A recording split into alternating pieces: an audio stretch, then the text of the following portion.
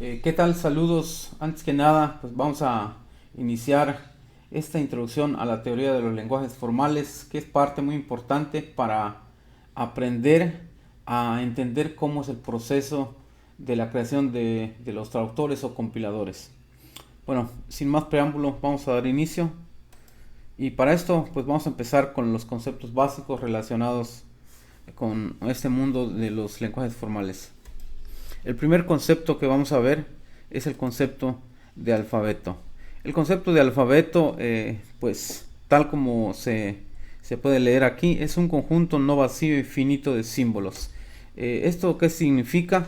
Que, pues, como vemos aquí a través de la letra griega sigma, pues tenemos aquí un conjunto de elementos y esto representa un alfabeto. Es decir, este alfabeto es el alfabeto de las letras minúsculas. Tenemos aquí un segundo alfabeto del lenguaje binario compuesto de 0 y 1. Y esto es sencillamente el concepto de alfabeto. Para entenderlo un poquito más, veamos nuevamente otros ejemplos. Aquí tenemos un nuevo alfabeto compuesto únicamente por dos elementos, A y B. Este alfabeto, a partir de este alfabeto se pueden crear una serie de cadenas como las que vemos aquí, ABA, ABABA, puede ser BABA, etcétera. De igual manera, como vemos de nueva cuenta, el alfabeto binario, pues a partir de este alfabeto nosotros podemos crear cadenas o secuencias de ceros y unos que realmente son los números en binario. Aquí tenemos el 001, el 1011, el 0010, 0001 y etcétera. Sí, este es el concepto de alfabeto. Y tal como vemos aquí, la mayoría de los lenguajes de programación, en este caso estamos mostrando un pequeño fragmento en C, se derivan del código ASCII. El código ASCII es un lenguaje, pues, que a su vez podemos decir que se deriva del latín. Tiene, pues, en su mayoría caracteres del latín. Entonces, el código ASCII, pues, es un código que se creó como un estándar para la definición de símbolos computacionales. Y a partir de este se derivan pues muchos lenguajes, o más bien, perdón, la mayoría de los lenguajes utiliza este alfabeto para incluirlos como parte del mismo lenguaje. Como vemos aquí, por ejemplo, podemos ver diferentes símbolos entre los cuales están el gatito, el hashtag, vemos todas las letras, vemos el símbolo de menos, de menor, de mayor, vemos el punto y coma, vemos también la apertura y cierre pues de los paréntesis, los corchetes o las llaves también pudieran estar, las comas, el punto y coma, el número, la diagonal, en fin, todos estos elementos, como nos damos cuenta, pues son parte del conjunto de caracteres del código ASCII. La mayoría de los lenguajes de programación se basan a partir de él. El siguiente concepto que vamos a ver es palabra o cadena. Y por palabra o cadena entendemos una secuencia de símbolos de un alfabeto, es decir, que se toman a partir de nuestro alfabeto ya creado previamente. En este caso, todo lo que podamos armar a partir de ese alfabeto será considerado una palabra o una cadena. No necesariamente esa palabra cadena puede tener un significado, podríamos nosotros crear una palabra propia, pero también tenemos un concepto que es palabra vacía, y esta palabra vacía sencillamente se representa con la palabra, con el símbolo lambda. En el caso de la palabra vacía, pues tal como su nombre lo denota, no tiene pues nada, sencillamente es un elemento vacío. En este siguiente ejemplo, la variable x le estamos asignando el valor de casa, que es una palabra definida sobre el alfabeto 1 que ya hemos comentado anteriormente. En el caso de y, tenemos asignado pues una palabra conformada por una secuencia, en este caso de unos y ceros, a partir del alfabeto 2 que ya hemos definido. Y pues, por ejemplo, en el caso de nuestro alfabeto que nosotros utilizamos, que es el alfabeto donde tenemos letras mayúsculas y minúsculas, nosotros podemos formar una serie de diferentes palabras y pues eso es básicamente el concepto de palabra. Ahora, ¿qué operaciones podemos realizar con las palabras o con las cadenas? Pues podemos realizar diferentes operaciones. Una de las más comunes que hemos realizado, que ya hemos estado haciendo desde que aprendemos a programar, es la concatenación. Y la concatenación pues es la unión de dos cadenas o dos palabras. En este caso, pues tenemos aquí, es que si tenemos una secuencia o una palabra constituida por estos elementos y tenemos otra secuencia constituida por elementos B, al realizar la concatenación pues vamos a hacer la unión de A con B, ¿sí? Entonces esta operación pues sencillamente es muy sencillita, como cuando en el correo, por ejemplo, nosotros recibimos un correo, está personalizado porque en el código fuente pues está concatenado el mensaje, probablemente que diga bienvenido más tu nombre a través de una variable. Por eso a veces te dicen bienvenido Miguel, bienvenido María, bienvenido Juan, etcétera. Entonces esa es la concatenación. En el caso de la potencia de una cadena, pues también es una operación muy sencilla. Para el caso de que una cadena esté elevado a la potencia 0, pues será vacía. En el caso de que la cadena o el elemento, en este caso, esté elevado a la potencia n, pues se repetirá ese elemento n cantidad de veces. Sencillamente esto es una operación muy fácil de entender. Ahora, también otra operación muy básica que se usa en los lenguajes de programación es la longitud de una palabra o de una cadena. Y por la longitud pues estamos entendiendo que sencillamente es la cantidad de elementos que posee esa cadena.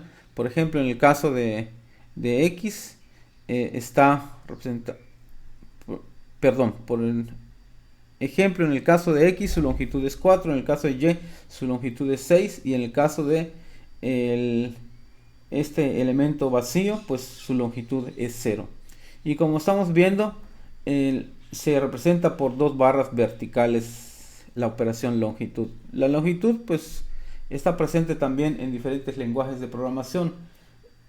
En los lenguajes de programación sencillamente pues podemos utilizar la función len o la función length, que son funciones que nos permitirán realizar el cálculo de la longitud de una palabra o de un arreglo.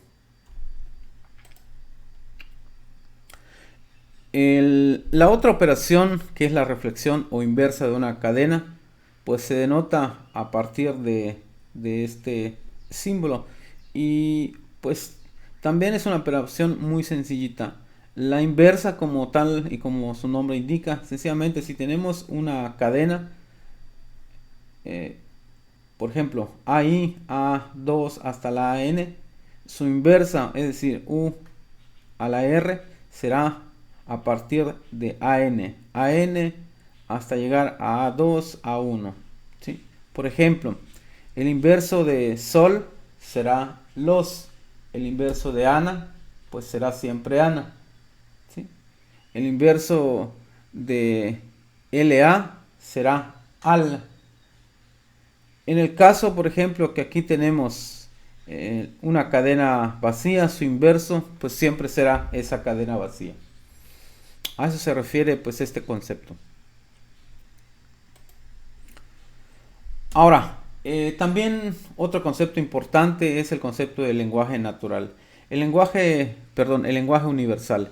El lenguaje universal sencillamente se define sobre un alfabeto, que es el conjunto de todas las palabras que se pueden construir con las letras de dicho alfabeto, y se nota por W entre paréntesis sigma. El lenguaje universal de cualquier alfabeto es infinito, es decir, hay una infinidad de palabras que podemos formar a partir de ese alfabeto. Por ejemplo, aquí un alfabeto que contenga una sola letra, pues podemos crear un lenguaje de infinidad de palabras. Lógicamente, como solamente es un elemento, las palabras que se conformen o que se formen serán pues de diferente longitud, pero solamente será una palabra, y también pues estará compuesto del elemento vacío.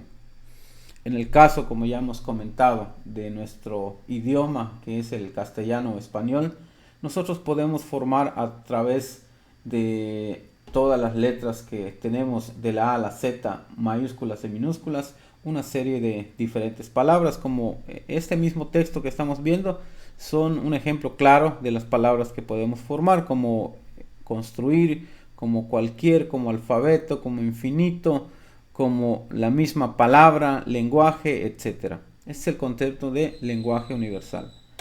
Ahora, dentro del lenguaje universal también tenemos que hay una categoría llamada lenguaje, y por lenguaje nos referimos a un lenguaje un tanto más específico.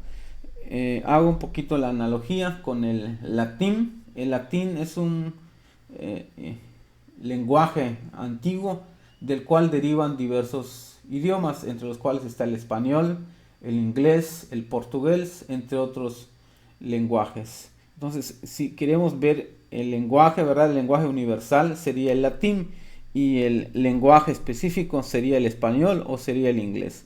Como tenemos aquí, pues también el lenguaje, pues a partir de un conjunto de caracteres o de símbolos, se pueden conformar un lenguaje a partir de ese alfabeto que tenemos aquí como ejemplos.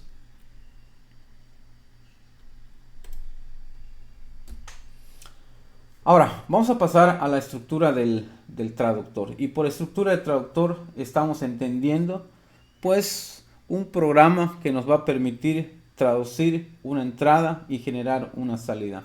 Esta entrada no necesariamente es un código fuente, sino que en realidad puede ser un texto cualquiera. Un ejemplo de un traductor básico es un traductor de idiomas, de inglés a español, de español a inglés. Pero vamos a ver la siguiente gráfica, donde pues el concepto de traductor lo podemos ver aquí, y el funcionamiento pues es este, ¿verdad? A través de este esquema tenemos un programa de entrada escrito en un lenguaje fuente, que no necesariamente, pues como estoy comentando, es un código, sino que en realidad puede ser un texto que requiramos traducir a otro idioma. Se pasa en el traductor, y el traductor, si todo está bien, pues la salida sería la transcripción a otro lenguaje. En el caso de que haya algún error, por ejemplo, no escribimos correctamente la palabra en el lenguaje original o pusimos símbolos extraños, pues lógicamente el mensaje será un mensaje de error. Aquí podemos, por ejemplo, traducir del español a inglés, del chino al japonés, pues del inglés al alemán, etc. Esta es la estructura general de un esquema de un traductor. Y bueno, aquí vemos de nueva cuenta el concepto, que un traductor se define como un programa que traduce o convierte desde un texto o programa escrito en un lenguaje fuente hasta un texto o programa equivalente escrito en un lenguaje destino, produciendo, si cabe, mensajes de error, lo que ya hemos comentado. Y pues existen diferentes tipos de traductores también. Los traductores que existen, pues el primero de ellos es el traductor de idioma, que ya hemos comentado, que traduce de un idioma a otro. También están los compiladores, que pues los compiladores son un concepto especial, que tienen una entrada o una sentencia en un lenguaje formal, es decir, un código fuente, y como salida pues generan un archivo ejecutable, tal como un exe. Entre los compiladores tenemos a C y a C++.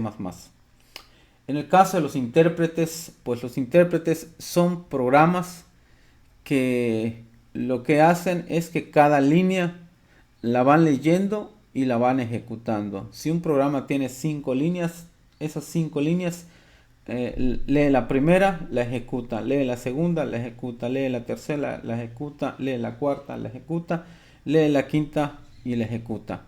En el caso, por ejemplo, del compilador no. En el caso del compilador lee todas, lo compila y genera el ejecutable. En el intérprete, recalco, lee línea por línea y la ejecuta línea por línea. ¿Cuál es la ventaja del compilador entonces en relación al intérprete?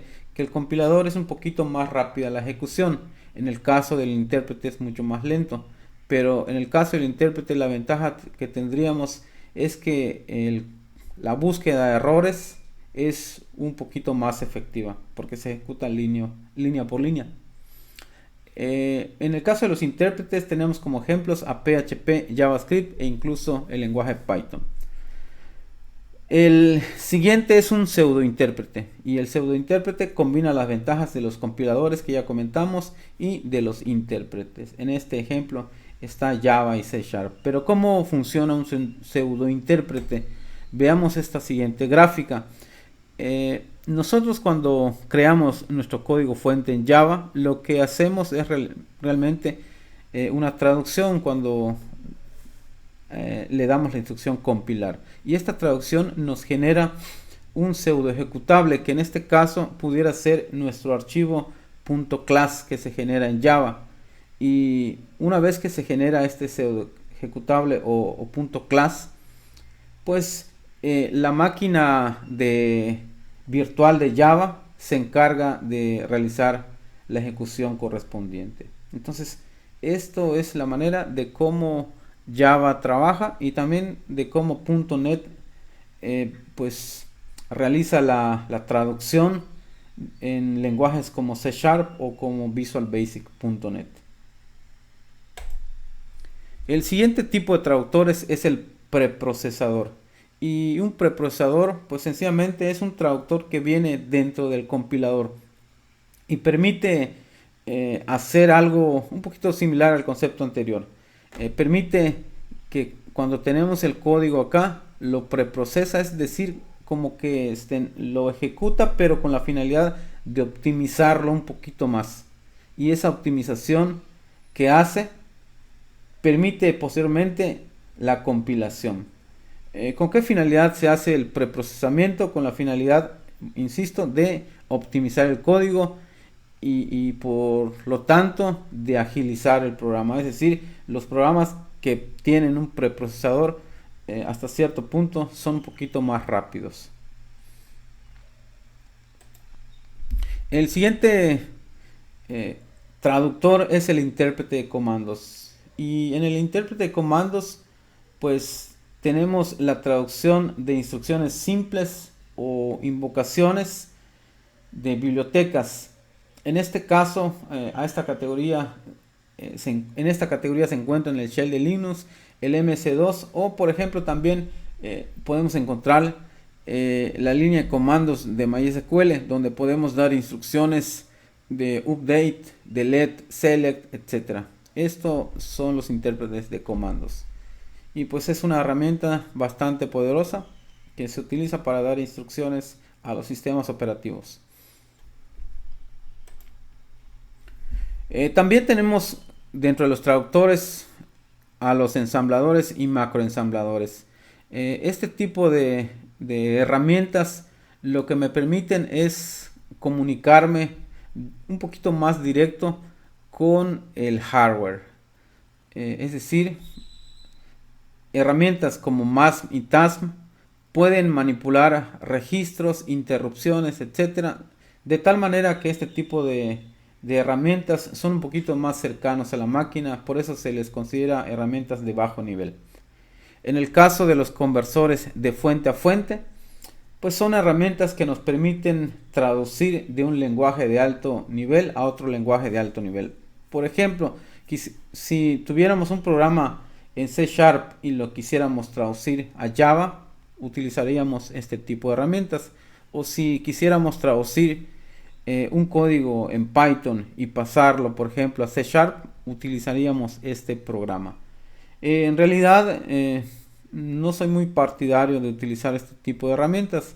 Este tipo de herramientas normalmente los van a encontrar como herramientas comerciales. Hay muy pocas herramientas en realidad que hacen este tipo de trabajos, y la mayoría de los programadores, al menos que yo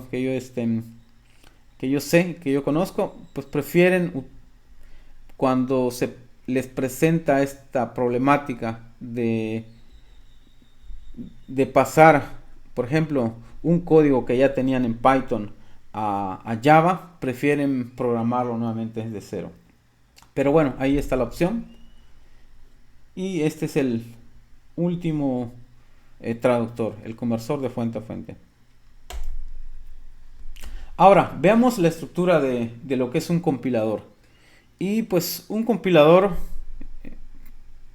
es una herramienta que ya hemos comentado, y pues vamos a comentarlo de nueva cuenta.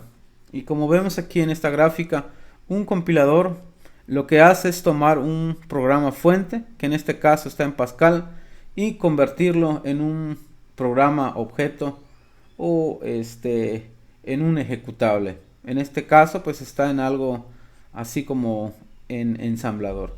Y aquí tenemos de nueva cuenta el concepto.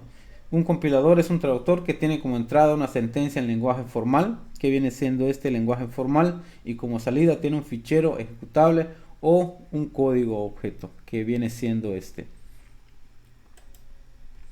Ahora, la estructura de un compilador se divide en dos etapas principales. La primera etapa es el análisis y la segunda es la síntesis. Y en cada una de estas etapas pueden generarse errores. En la primera etapa, cuando se recibe el código fuente, lo que el compilador realiza pues es analizar ese código y determinar, por ejemplo, si los tokens o los elementos del lenguaje son correctos.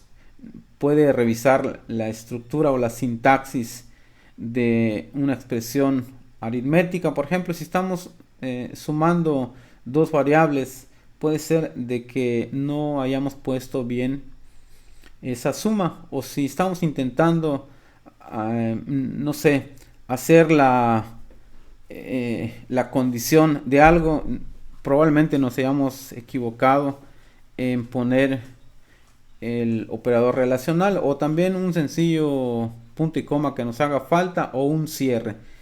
En el caso de la síntesis, pues una vez que aquí ya hemos realizado de manera correcta la síntesis y nuestro código fuente ha pasado, lo que se hace es intentar construir esa salida que estamos esperando, es decir, el ejecutable. Sin embargo, durante la síntesis, pues también podemos tener una serie de errores.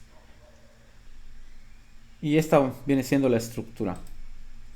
Ahora, ya de manera pues un poquito más detallada, nuestro programa fuente pues pasa a través de una serie de diferentes pasos que son parte de nuestro compilador. El primer paso pues viene siendo el análisis léxico, el siguiente el análisis sintáctico, posteriormente el análisis semántico, la generación de código intermedio, la optimización del código, y por último la generación del código objeto, que es el que nos genera pues el ejecutable o el programa objeto que estamos esperando. En todas estas etapas hay dos elementos muy importantes: la tabla de símbolos, que ahorita vamos a ir comentando, y también el manejador de errores. Es decir, en cada una de estas etapas pueden ocurrir errores, y pues hay que ir mostrándoselas al usuario para que las pueda resolver. Ahora vamos a explicar un poquito de manera general cada una de las etapas. El primero de ellos es el análisis léxico. El análisis léxico, pues como ya comentamos, lee el código fuente carácter por carácter y va generando pues un análisis de tal manera que genera una salida a través o determinando si esos tokens son válidos. Por ejemplo, esta expresión tan sencilla, de A es igual a 2 más 3 punto y coma. Entonces en este apartado sencillamente el resultado sería que A es un identificador a partir del lexema A. Igual pues es un lexema del símbolo igual. El 2 viene siendo un número entero y es el lexema 2. El símbolo de suma pues es el lexema del símbolo suma. El 3 es un tipo entero del lexema 3 y el punto y coma es el lexema punto y coma. Y sencillamente esto es lo que realiza el análisis léxico, analizar carácter por carácter. Posteriormente este análisis se le pasa al análisis sintáctico, el cual de manera general comprueba si la estructura o la sintaxis, valga la redundancia, de las instrucciones que damos son correctas. Tenemos aquí una operación aritmética donde está expresado que x es igual a x por y menos 2 y al final tiene un punto y coma. Como vemos aquí, esta instrucción es correcta. Estaría incorrecta si, por ejemplo, hubiese yo omitido el igual, hubiese yo omitido alguno de estos símbolos o incluso se me hubiese olvidado poner el número 2. Si el análisis sintáctico detecta que esta instrucción o esta estructura es correcta, entonces nos genera un árbol sintáctico similar al que tenemos aquí en esta representación. Ahora, el tercer paso es el análisis semántico. El análisis semántico lo que hace es comprobar una serie de pasos entre los cuales están, por ejemplo, el chequeo de tipos, los rangos de valores, la existencia de variables. Analicemos un pequeño ejemplo. En este caso, definimos una variable A como entera, definimos una variable B como real y le asignamos a la variable A el valor de 3. Como A pues es entero, no hay problema. A B le asignamos un valor de 7.2 y como es real, pues tampoco hay problema. Y entonces definimos una nueva variable que es C e intentamos realizar la suma de A más B.